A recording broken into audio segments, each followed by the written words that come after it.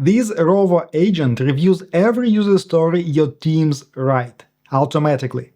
It uses the Invest framework, educational feedback, and posts a comment within seconds of the status change. Imagine you lead 5 Scrum teams, writing 50 user stories a week between them, and that's 50 reviews you no longer have to do. I've spent the past year building AI agents for project management. This is the one I would build first if I was starting today. And there is one setting in this build most tutorials skip.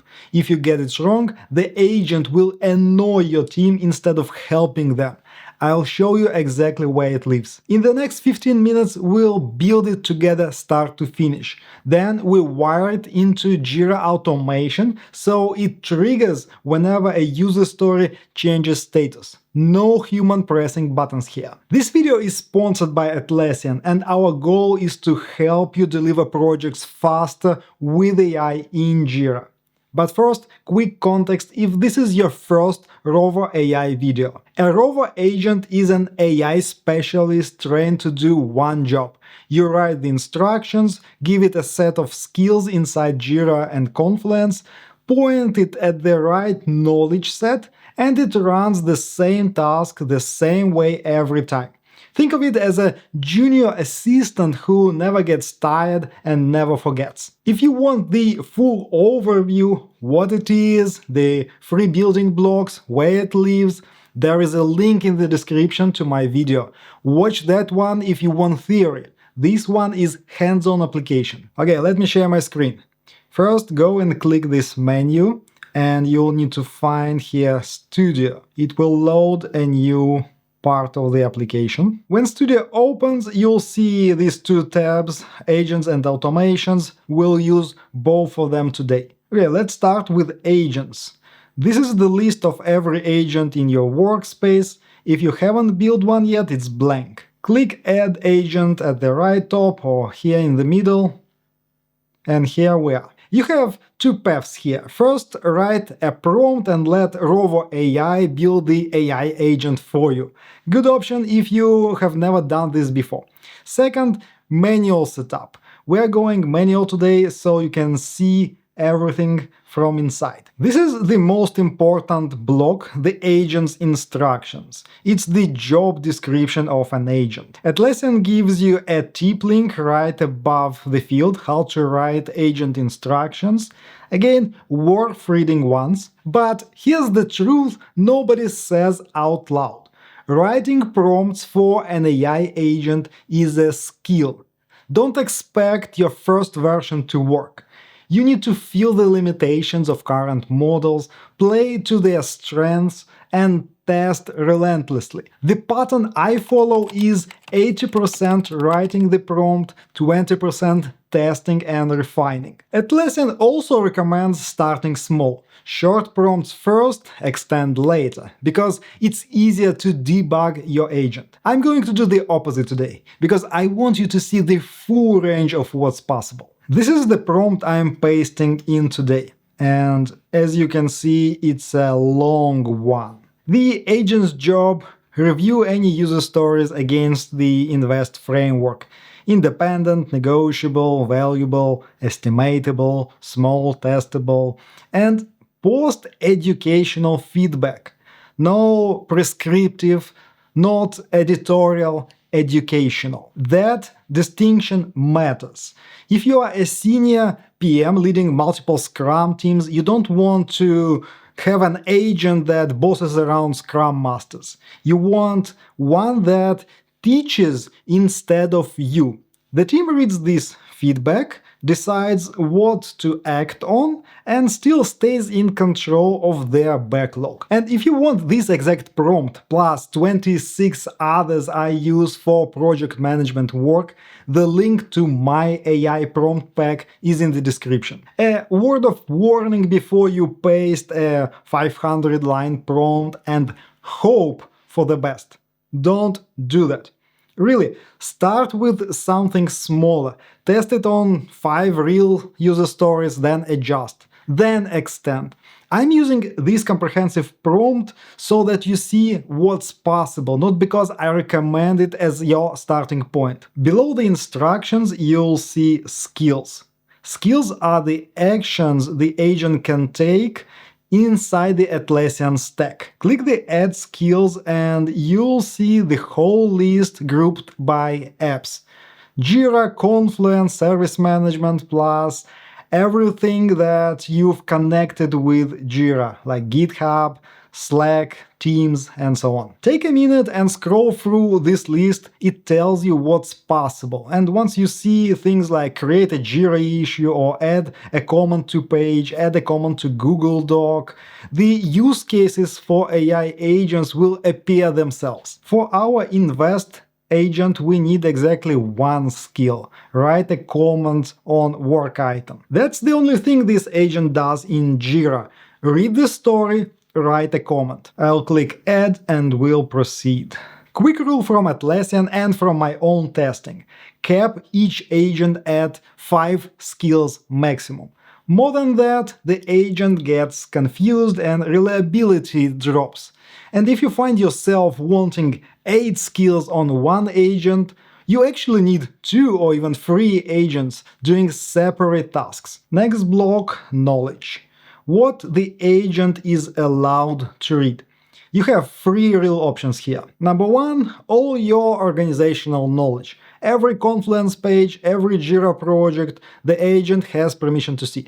That's the broadest context. Second, we have custom knowledge. For example, one Google Drive folder, one Jira project, one Confluence page. You should use this when you want the agent focused on a specific product, client, or domain. For example, an agent that reviews stories only for your billing platform, and it should only read the billing platform's Confluence space. And the third option, no organizational knowledge. Think of it as pure external audit. The agent evaluates whatever you give it using only the framework in its instructions, with zero bias from how your org has done things before. This is a real decision, not a setting to leave on default.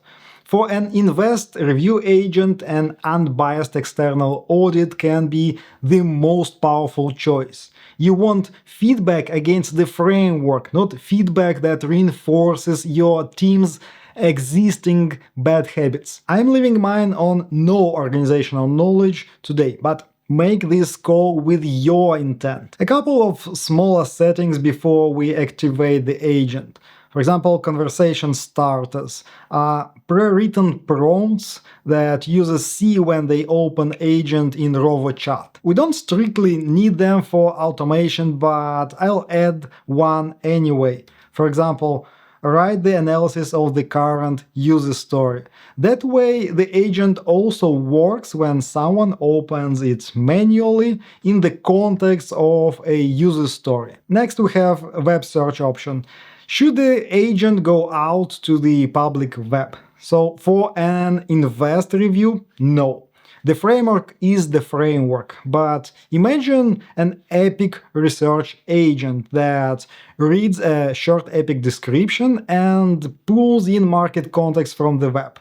That's where this toggle earns its keep. Also, let's review surfaces here. Surfaces tell Rovo where the agent can be used. Rovo chat, inline in the editor, inside automations, and as of spring 2026, you can assign directly to a Jira ticket as a teammate.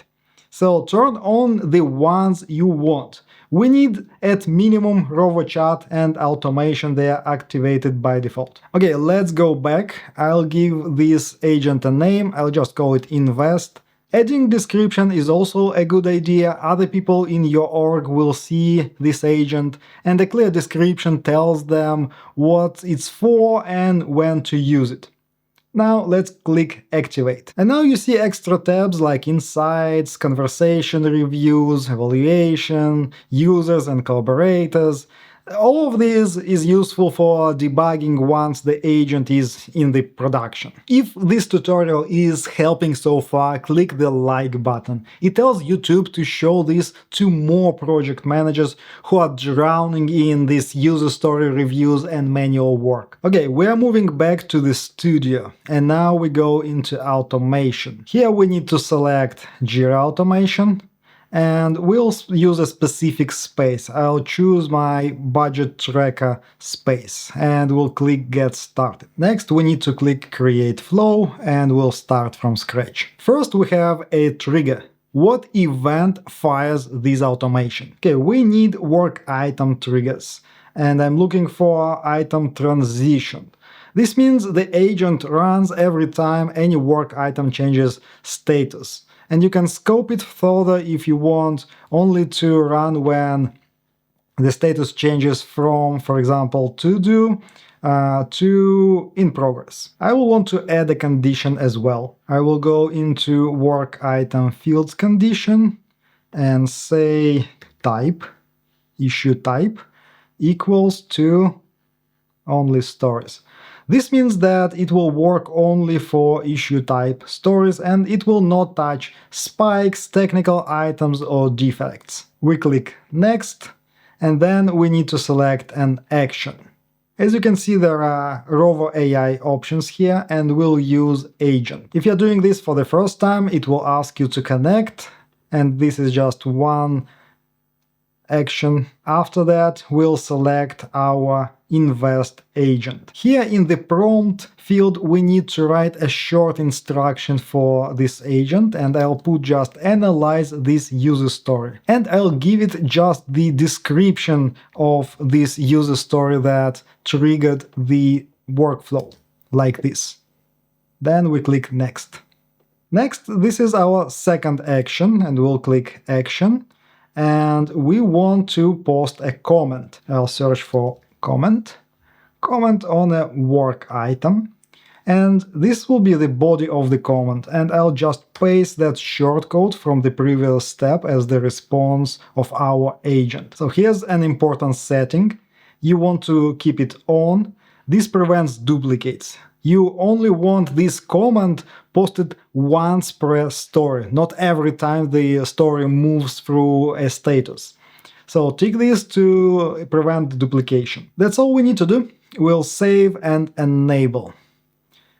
We'll name the flow as Invest Educator and turn on the flow. Now let's go back to Jira. We'll go into budget trackers, backlog. Okay, let's open one user story. It's about well written. I'm pretty sure one of my students wrote it, a very in-depth one.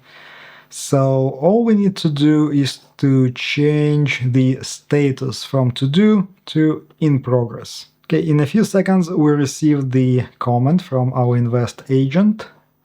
And here's the analysis. So first the scorecard, that's according to the instructions I provided. First, this is a high-level overview, and then some comments and educational content. And the verdict needs refinement. While details is impressive, the story is currently a technical specification disguised as a user story.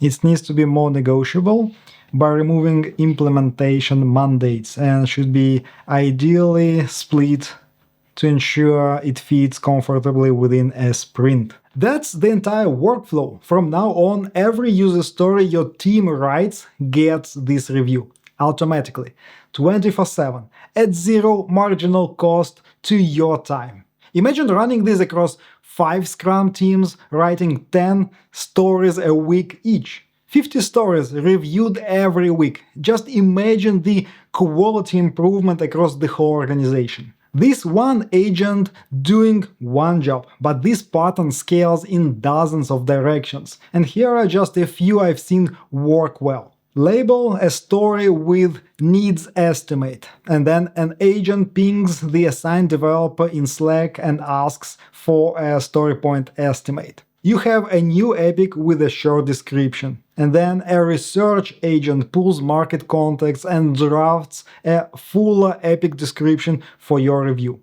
You have an epic with full description, then a decomposition agent breaks it into user stories in your style. At the end of the sprint, a retrospective gap agent reads the completed tickets and surfaces patterns. And think about it, you can also chain agents. One agent that researches, second that decomposes, third one that reviews. Each one does one thing well, predictably.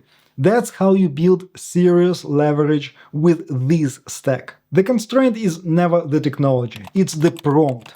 But if you look deeper, it's your ability to convert project management theory into frameworks and repeatable instructions. So if building an agent feels overwhelming right now, you're missing the foundation. Before you build agents, you need the core AI skills every project manager needs in 2026. How to write prompts that work, how to evaluate AI output, how to connect tools together, and when not to use AI at all. I covered all 5 in this video. Click the video now, I'm waiting for you there.